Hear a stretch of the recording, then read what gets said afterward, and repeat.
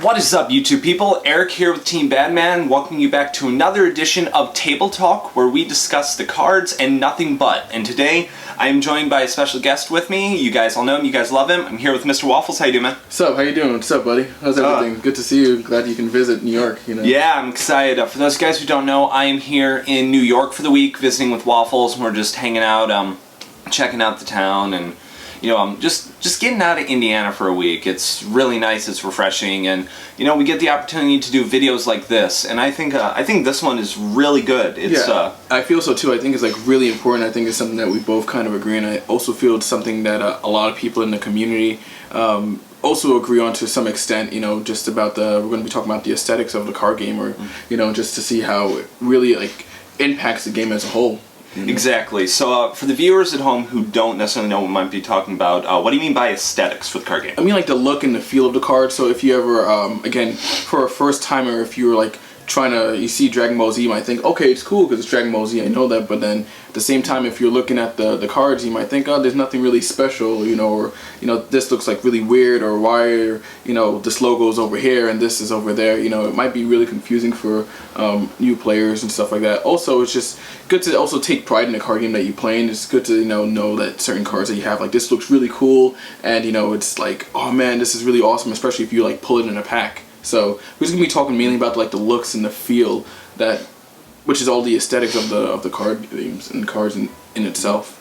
Exactly, which is something big that you want in a card game, considering that you're collecting the cards and you're looking at the cards. You want the cards to retain a level of value in the game, especially if you're a player who likes to trade, or who likes to sell, or just who likes to open packs and kind of have that sort of collector feel. Yeah, exactly. For collectors, it's very important because they might say like, "Oh, I really want to get like this alternate art kind of card." If we ever have any in this game, Also for players, players like myself like to bling out their decks and make it as foil as possible. So the variation of foils throughout 6 sets are always cool because again you see like different foil patterns, but also be cool like we'll be talking about like maybe like the looks of the card, like the borders or something like that, because that's something that Score did a lot. Every set.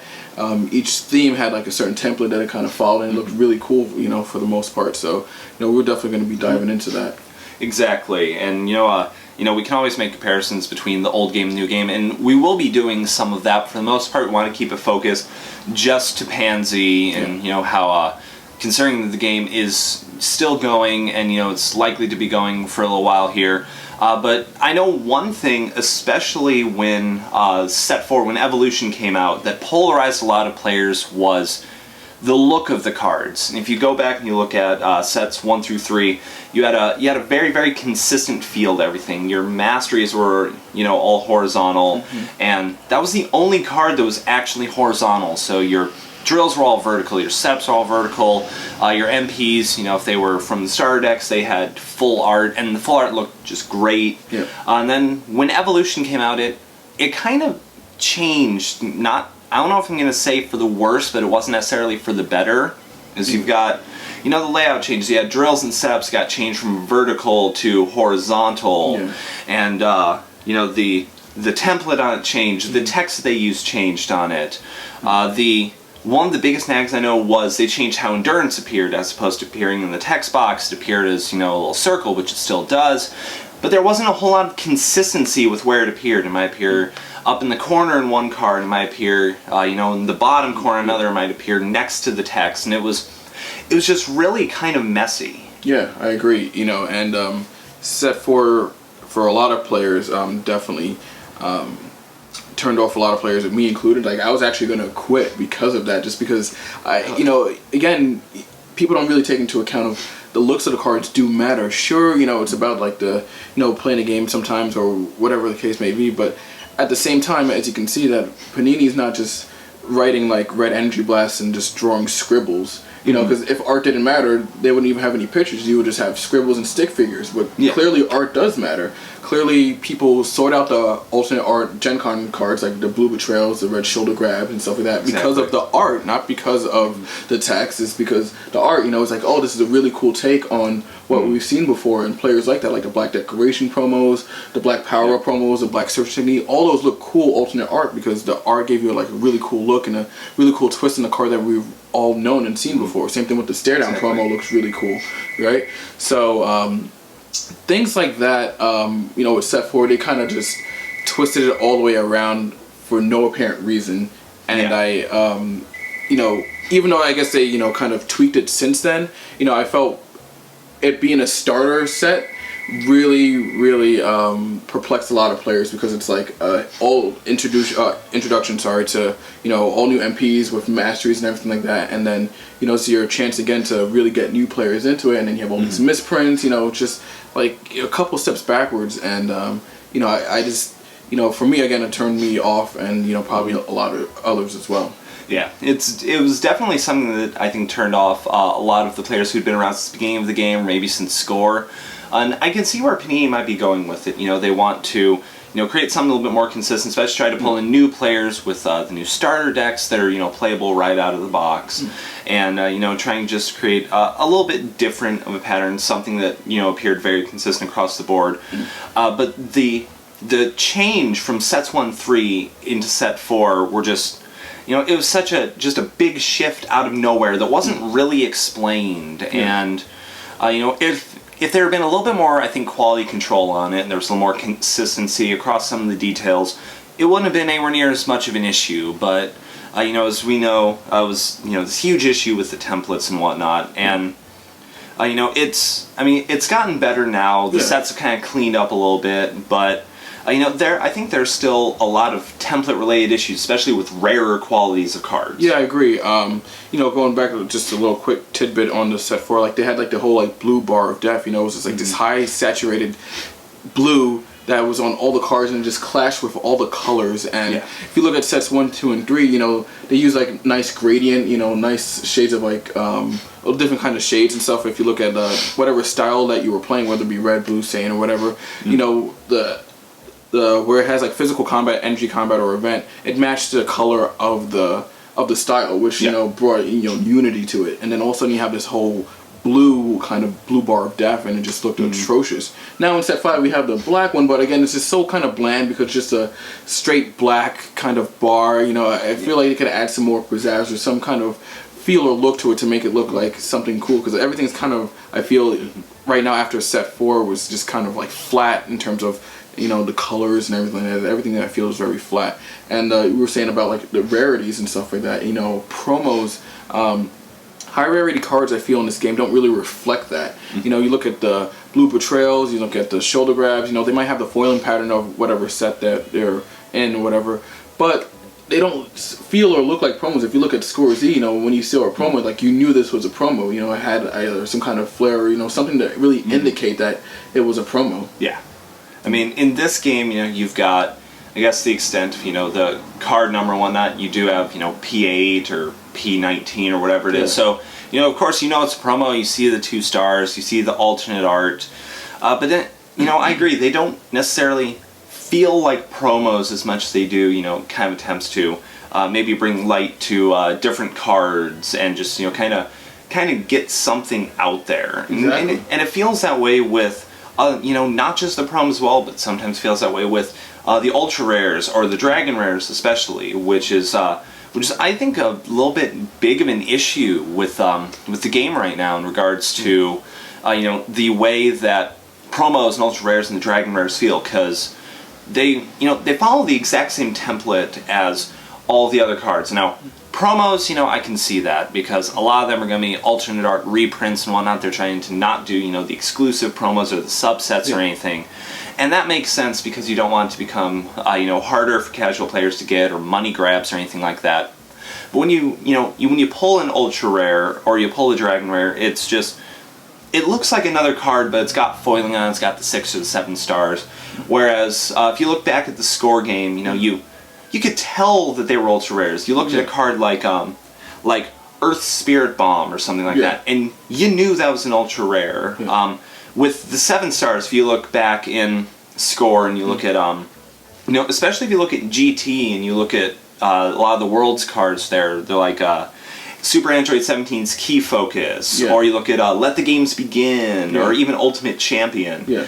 They look like 7-star cards. They look like they're befitting of that ultimate rarity in the game. Agreed. And at the moment, 7 stars don't feel like 7 stars. Yeah, I mean, like a good experiment for those out there. You know, next time you look at a ultra rare or a rare, let's say if you took away the title or the stars, would you be able to tell that it was an ultra rare or a rare? You know, for the most part, right? So let's say if you look at Intertransmission, which has a really great art and everything like that. If you took away the 7 stars and the Dragon Rare numbering, could you really tell that it was a Dragon Rare? You know, probably not, because you probably might think, okay, it's probably just a rare, or maybe an ultra rare because maybe the artwork or something. But there's not really much to really go off to really think like, oh man, this is definitely an ultra rare, or this is definitely a Dragon Rare. And as you were saying before, 7 stars, the completion 7. You have all 7 Dragon Balls. You summon a giant dragon. I feel the cards don't really reflect that. If something's a Dragon Rare, maybe the border should reflect that. Maybe like you said, like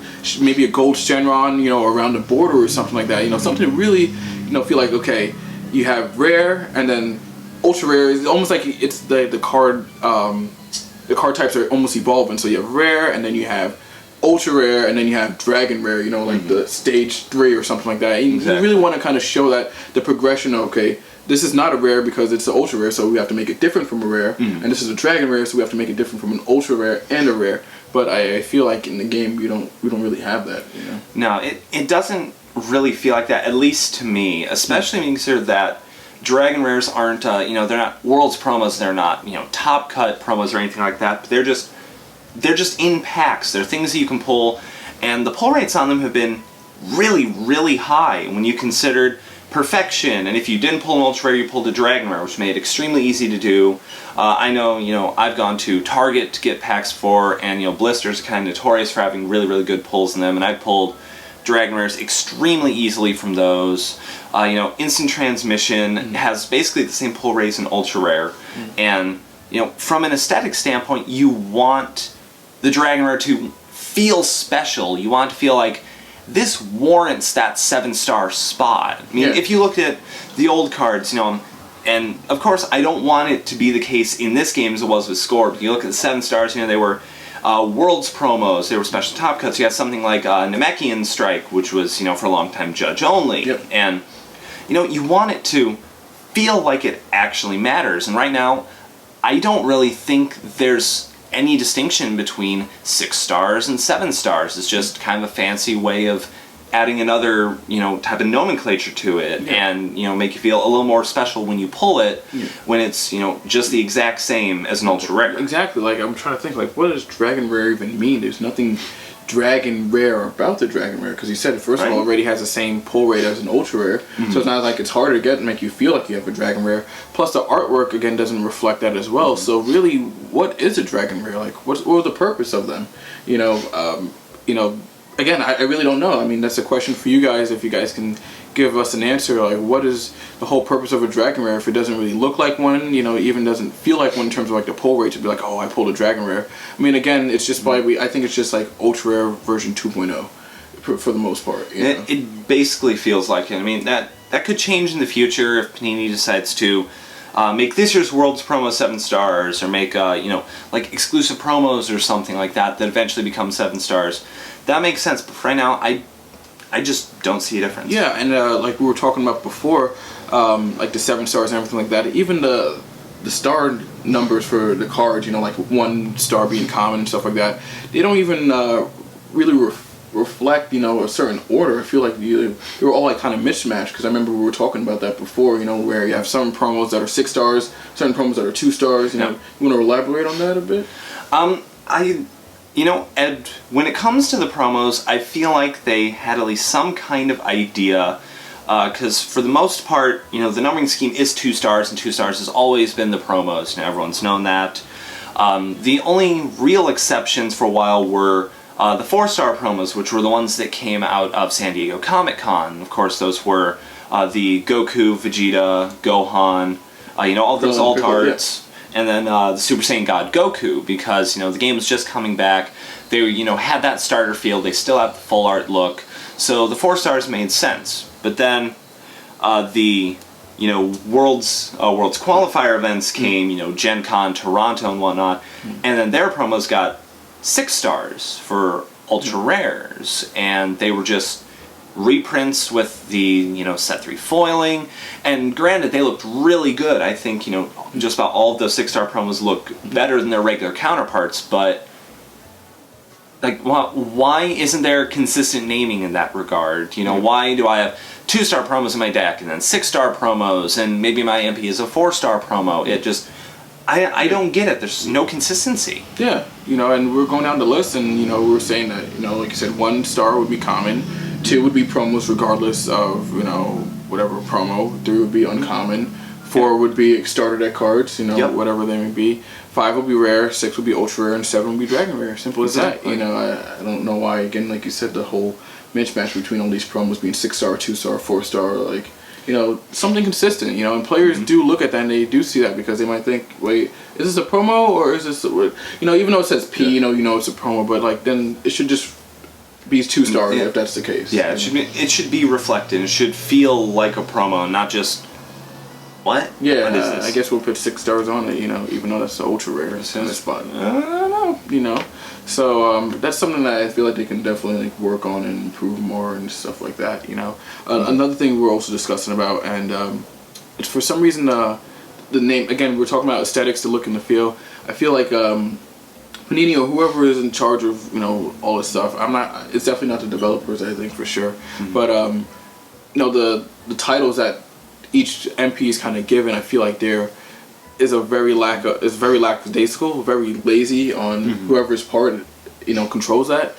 For example, what I mean is like, let's say if you have Goku and it'll be like Goku Calm or whatever, I feel like they're very bland. They just kind of describe what they are, and these are like iconic characters that we all grew up with. We know them more than just Goku Calm or Goku fighting or something like that. We know them as like the brave Saiyan or the same word, like Dokkan or that game. Yeah. Or I don't know how to pronounce Dokkan or whatever. Dokkan Battle. Yeah, Dokkan Battle. The names for those are like really the subtitle names are really amazing for them. So Vegeta, Genius Prince or something like that. Yeah. Something to really reflect who these people are, and we know them for that. We know Goku's a tenacious fighter who doesn't give up. We know the same thing with Vegeta's very arrogant and things like that. We really want names kind of reflect that. So for example, for some reason we have 3 MPs with the adjective stoic. So Piccolo level 1, stoic.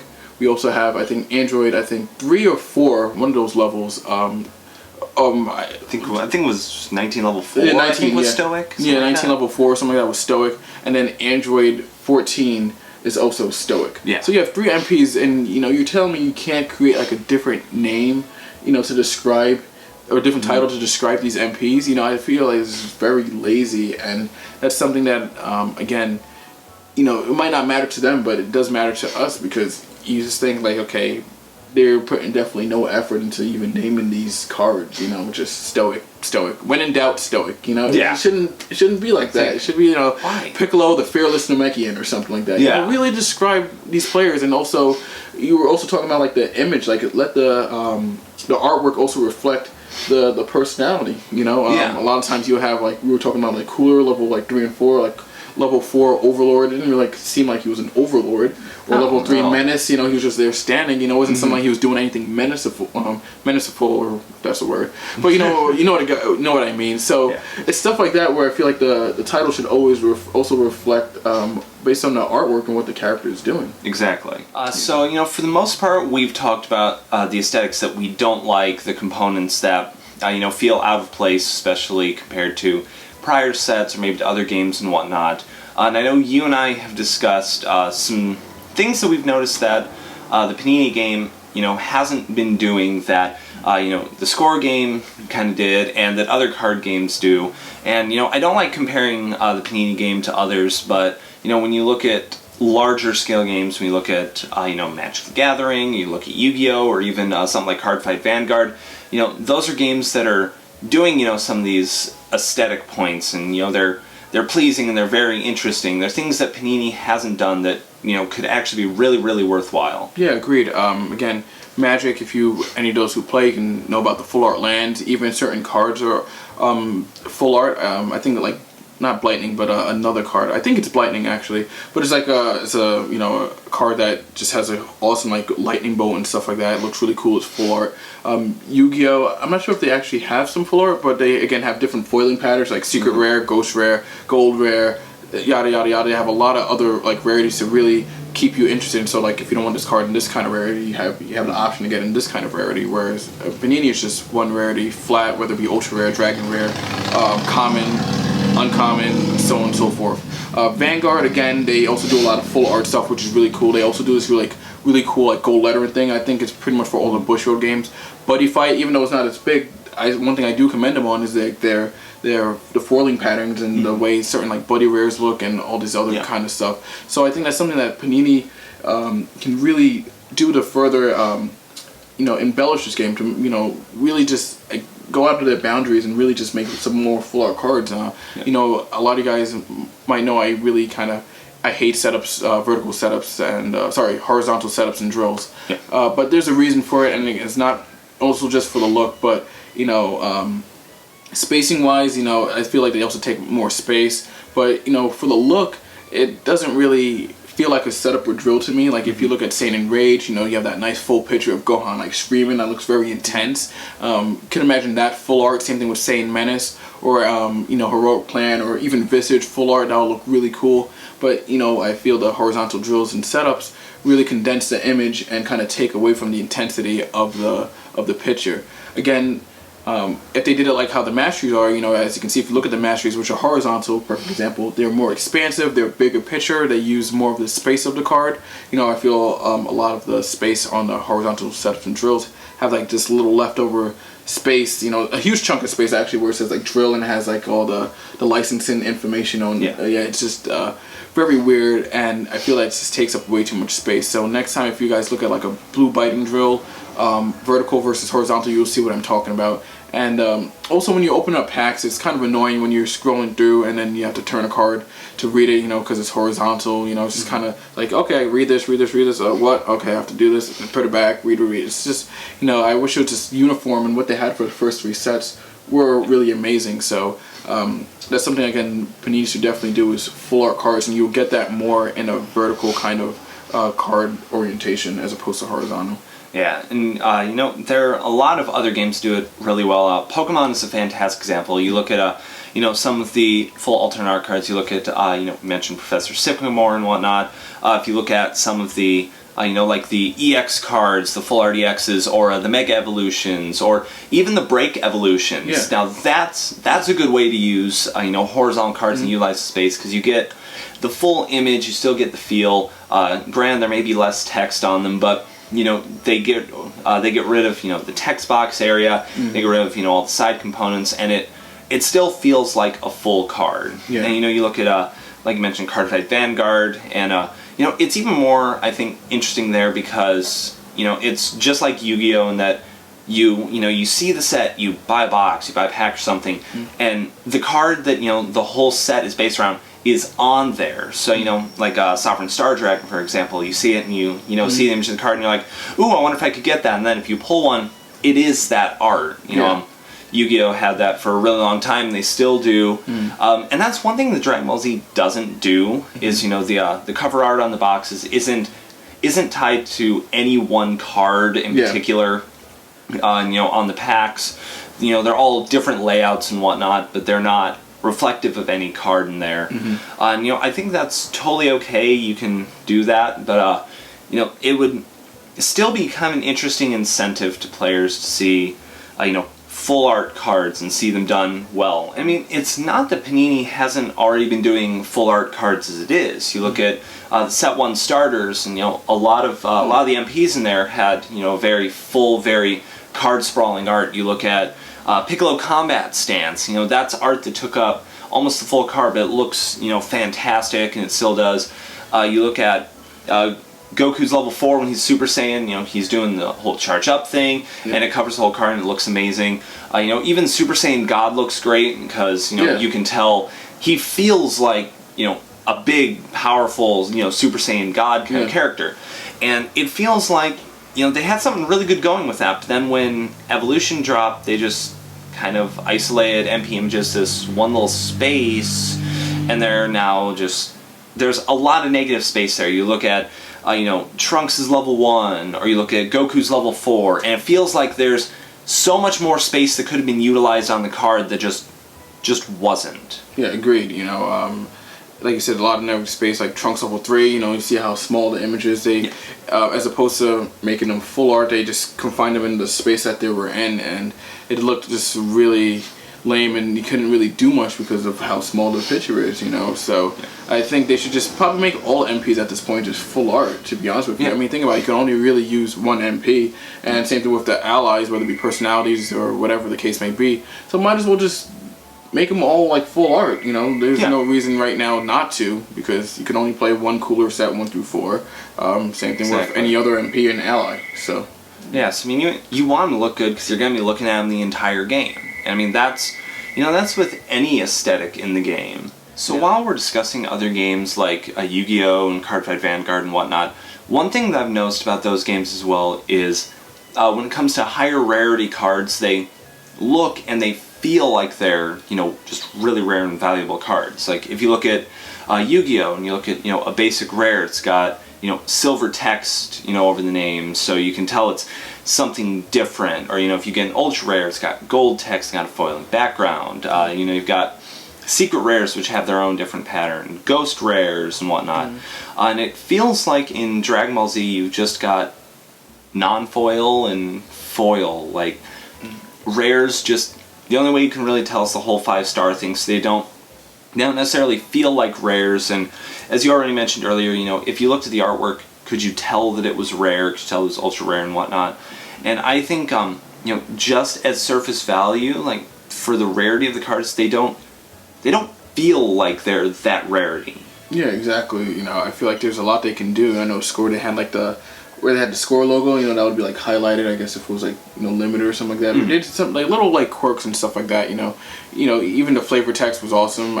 Obviously we're not getting that in this game, but things like that, felt like, all added to the dimension of the cards, things like that. Being a rare, just like you said, maybe have like a silver lettering for the rare, and then ultra rare might have like rainbow lettering or something like that. Something to really separate themselves. And I know we talked about this before, but it's very important to know that when you're getting cards, you want your ultra rares to feel like ultra rares. Again, if it didn't have the ultra rare name or the stars, can you tell that it was an ultra rare? And if the answer is no, then that's a problem, because then it shows that there's no real distinction. Even if you might say the answer is yes, for the most part, there's nothing really distinct about it to make it look like an ultra rare. Yeah. So I think, again, something that they can really explore, and just take note from other card games and just use it to your advantage. Yeah, I think there are a lot of other games that do that right. They create this big distinction with the higher rarity cards, and even games that don't necessarily distinguish between that have ways of doing it, like Pokemon. With the EXs you can get the full arts, then you've got the megas, and while they might be hard to pull, they don't have anything that like explicitly says this is a higher rarity than this other one. You just got the artwork to define it. And with the rarity thing, quick aside, it's not necessarily an aesthetic thing, but it feels like, I mentioned this before, it feels like ultra rares just, they're not really ultra rares because of the pull rate, and they're just they saturate the market so much. They're so easy to get, and everyone's got a bunch of copies that they don't feel ultra, I guess, in my book. And of course, I mentioned already, the dragons don't feel like dragon rares. And I think that's one thing that could get fixed up as well, for the sake of both marketing the game, for the sake of kind of, helping it feel, more consistent with the names of the cards, is either changing the amount of ultra rares that are in a set, maybe upping it to 4 for every set, as, the Premier set and Evolution had. I mean, those seem to work out fine. Yeah. Granted, we had a couple of bum ultra rares in the Goku and Vegeta alt arts in Evolution, but those had 4 ultras, and it made things really interesting to see if you would pull on what you would end up getting.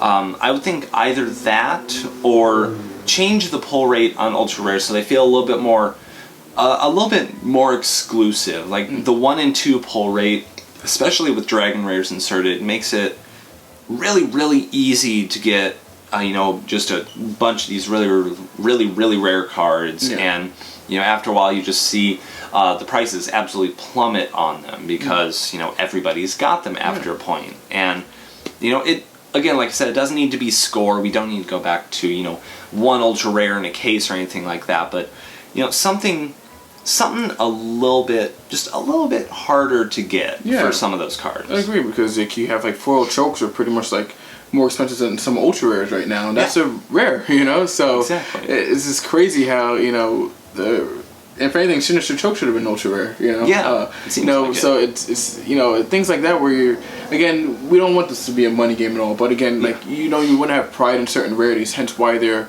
higher rarities than others. You can only get Gen Con promos or Top Cut promos for Top Cut, and like that's the way of nature of card games. Like certain cards are harder to get because you've earned that, or you've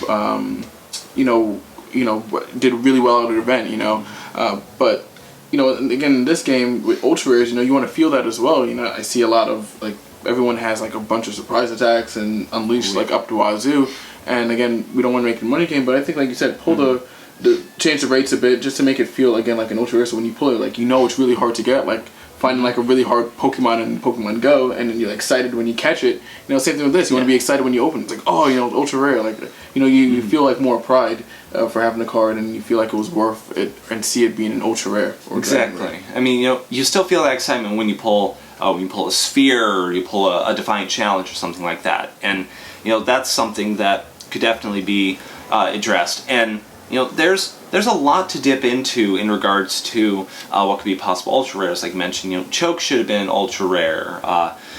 There's already been some ideas they touched on, like MPs that are ultra rares and whatnot. But I think the approach on that would have to be, either with the aesthetics, make it a full art something, make it look really cool, really unique, or give it a distinctive ability, like how you had level 5s in Score Game that had different powers and you could use them in different stacks, or you had like you had the Frieza ultra rare from the Frieza set, which it was essentially the same card but had different art, had a different effect to it. And I think that's how it should be approached. Not only different art and a different feel, but basically being a different card unto itself. So that way, it's not just like, oh, I got this, yay. Yeah, exactly. Like we were talking about, like other card games, with the whole aesthetic feel and things like that.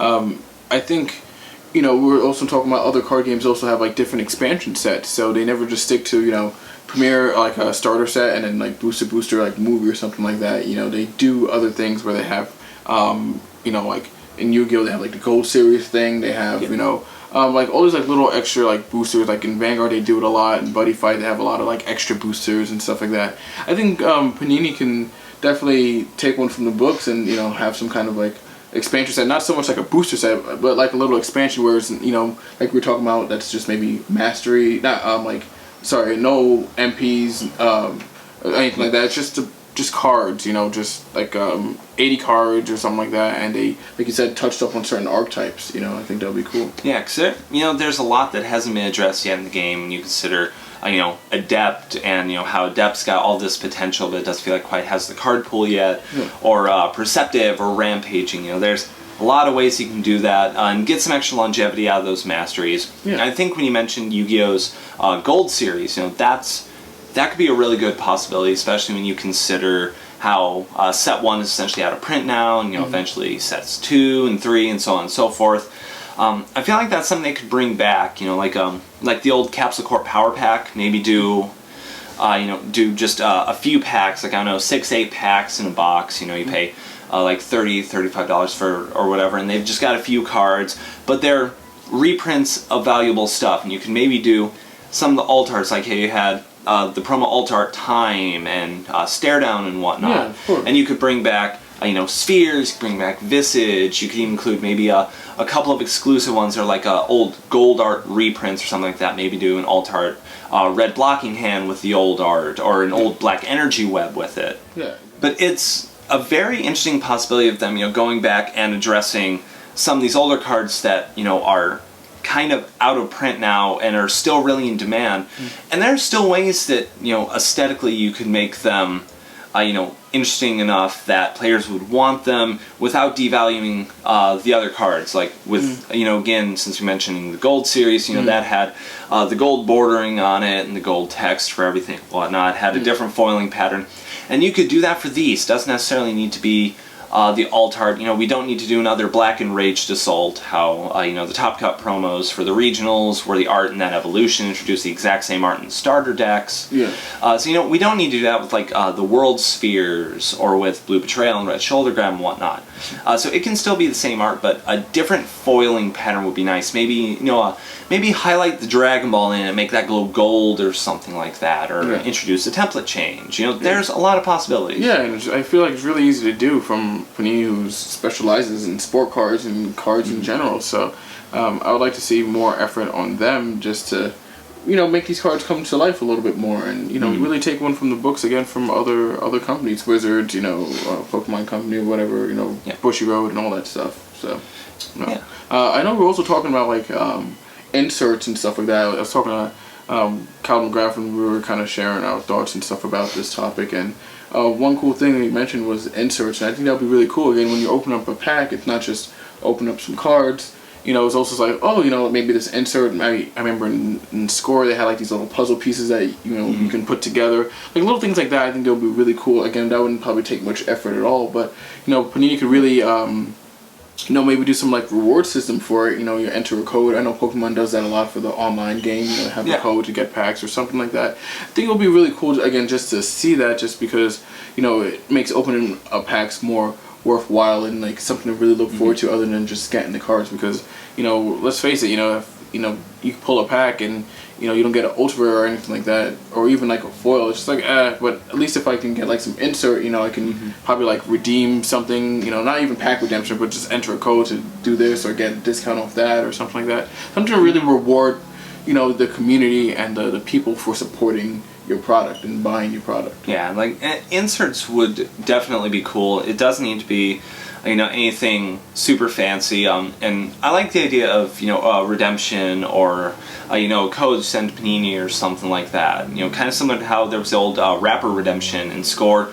You could do that with with like cards that you find in some of the packs. You like you said, you may not get a foil there, you may not get an ultra rare or something like that. But if you get one of these inserts, maybe like attack tables or something like that, that would be cool. Exactly. Everyone always loses those. Yeah, I mean, we've already got active player cards, so why not do why not do attack tables and make them a little bit just something interesting. Yeah, like themed attack tables. So like how we have like the Broly active player and the Goku one, make themed attack tables. I know we see a lot of people making custom cards of attack tables and turn markers, and they're really good. So I don't know why Panini can't do that. That would be really cool to have like you open up and a really shiny foil like Goku attack table or something like that, and or Vegeta one or whatever character, so that way you represent the character that you're playing. Yeah, and we do already have kind of an attack table. How there's the Gen Con attack table and had set 3 foiling and whatnot. Looks really cool. Everyone likes it. But at the same time, it just feels kind of, it's just there. It's like an attack table. If you look at the other, the ones that other players in the community are making, those have, those have cool extra artwork on them. You've got Gohan, or you got Trunks, or androids on them and whatnot. And they look really cool. They do the full art thing really well as well. And that's something that Panini could really touch on, is, experimenting with the full art, getting out there in the attack table, and the attack table doesn't need to take up the full card. You can take up a decent part of it. Have some cool art on the side, maybe to actually correlate with the artwork on the front of the box or the set or whatever it might be. Because if you think of like Perfection and you've got the multiple dashing cells, you take that. Or you just take, Cell's level 3 artwork of him doing that dashing punch, and then you put an attack table right next to it, and you make sure that, the art is scaled correctly.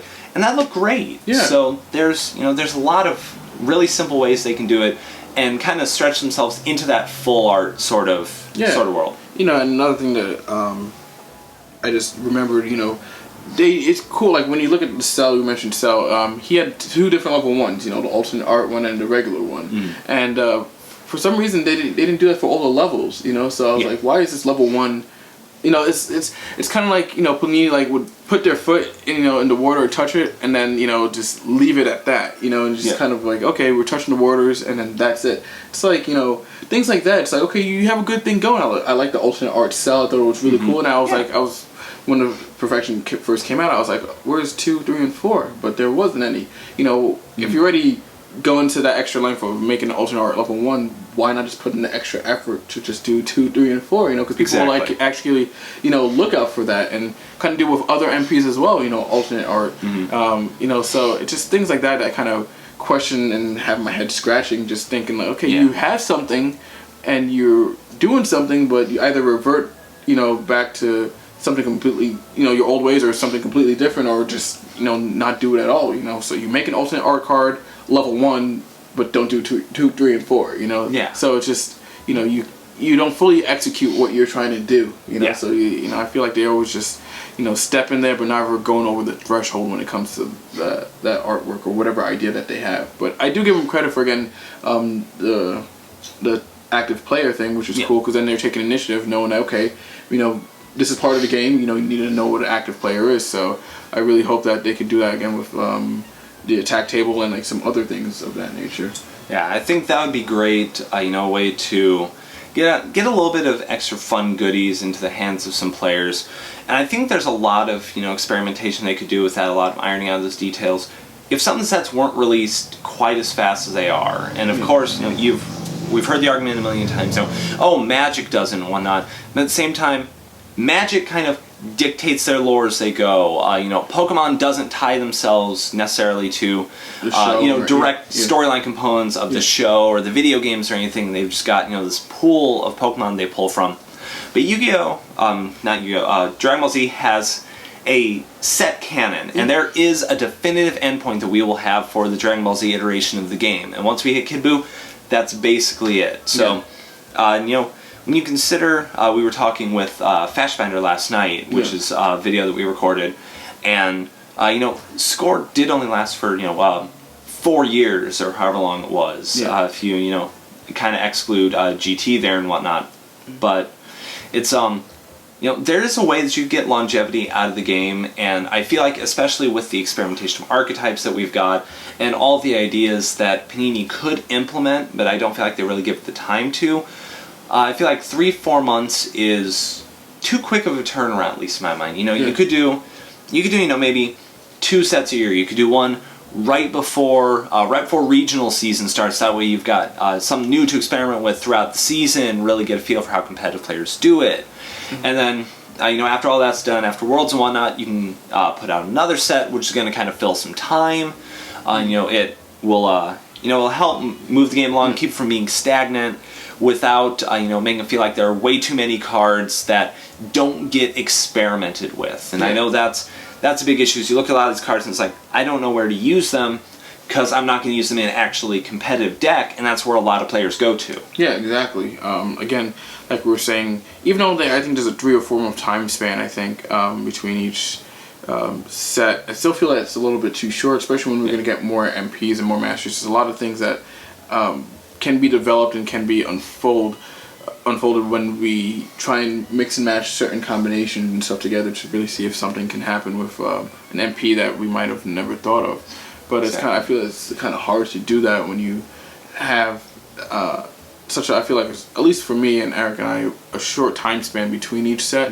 Again, to avoid this, you can just, like you said, have like these little expansion sets that really explore certain archetypes and stuff like that. Maybe either more Android cards or more cards that deal with sword and title or whatever the case may be. Some stuff to boost up Adapt or Tag Team or Rampaging. Things of that nature where it doesn't necessarily have to be a whole new set. But again, players, I could understand they don't like to wait a long time between each set. But if you give them something, I'm pretty sure they'll be happy. So if you again have like an exclusive expansion set or an extra booster set, that can definitely carry you over if you have like 80 cards and you can use those to fiddle around and explore other masteries and archetypes and things of that nature. So again, we're already hitting like cell games, and it's only been 2 years. I still think that's kind of fast, because then after that it's world games or and then Bobbity and all that stuff. So it's pretty soon. You know, I think they can hold off a bit and really just just relax in terms of the production and maybe just make some extra boosters in between, before like a huge big booster set. Yeah, and there's a lot that hasn't actually been touched on in the game yet. Missed the Cybermen out of the Saiyan saga. We're still waiting on a Rareness ally and a Nail ally. We didn't get Dende as either an ally or an MP stack. Dodorian Zarbon didn't get stacks. The other members of the Ginyu Force didn't get them. We're still waiting on other Dragon Balls and whatnot. There's a lot that's been passed over, and you don't need to create necessarily a whole nother set for it. You could do sort of a side branch off, like like a Generations set or something like that. Yeah, of course. So again, there's a lot of things to really be explored that we kind of missed in set one, or not set one, but like early on, where we're kind of moving forward instead of taking a look back, like you said. And you can just get maybe Cyberman ally. I think will be really cool. We can have like maybe multiples of them. Maybe something like that. Same thing with having a Nail ally. Would be helpful for other Namekian decks or of that nature. Raditz ally, I mean, we have, Nappa, we have the Vegeta ally, so it can add to the whole, like, Saiyan ally archetype that we kind of see happening in some places. So I think, instead of also moving forward to the next set, or next chapter in the show, kind of revisit what we had in the past and see what we can do with that. Maybe make some of the allies MPs or something like that, or, that would be really cool, and just explore different archetypes. So, I mean, that's, all the stuff I feel like, aesthetic wise, and things of that nature to really make this game better, and they're doing a good job. You guys are doing a great job. Not to say that you guys aren't, but these are things we see from other card games. Again, I play other card games, Yu-Gi-Oh, Vanguard, Buddy Fight, a little bit of Magic. I kind of dealt with all of them, and one thing that really captivated me for some of the games was the artwork and how it looked, something very presentable. Yeah, and I think, that's going to be a really big driving force throughout the game, because Dragon Ball Z's got fantastic scenes, fantastic artwork, and that was a big component of the old game, and it's still going to be a big component of this game. It's just going to be really working it out, ironing out all those kinks and inconsistencies, and introducing some new ideas. I think improving on the Dragonware artwork, full art again and whatnot, and ultimately the sky's the limit. Panini can take this as far as they want to, and I know, you and I would certainly like to see that happen. I'm sure the viewers would as well. So, yes, thank you guys so much for checking out this edition of Table Talk, and thanks to Mr. Waffles for joining me. I really appreciate it, buddy. It was a pleasure for sure. Absolutely, man. I'll have to do it again sometime soon. So, for those of you guys, if you guys like the video, be sure to hit the like button down below. If not, click the dislike button down below and let me know what you guys didn't like so I can change for future editions. Also, if you haven't already, click the subscribe button down below so you can follow this series and all of our other series. We've got a bunch of stuff coming up with Mr. Waffles here really soon, so you guys can check all of that out. And lastly, if you haven't found us on social media, be sure to check out all of our social media links down below. You can find us on Facebook, Twitter, Twitch, and Libsyn, which for those guys who don't know, Libsyn is podcast hosting, so we will have a podcast up here very, very soon. We will let you guys know about all of that so you guys can check it out, listen in, and whatnot. So that's going to do it for this edition of Table Talk. I'm Eric the Team Badman signing out. So thank you guys for watching, and thanks again to Mr. Waffles for joining me. And like always, guys, stay bad. We'll see you guys in the next episode. Catch you later. Take care.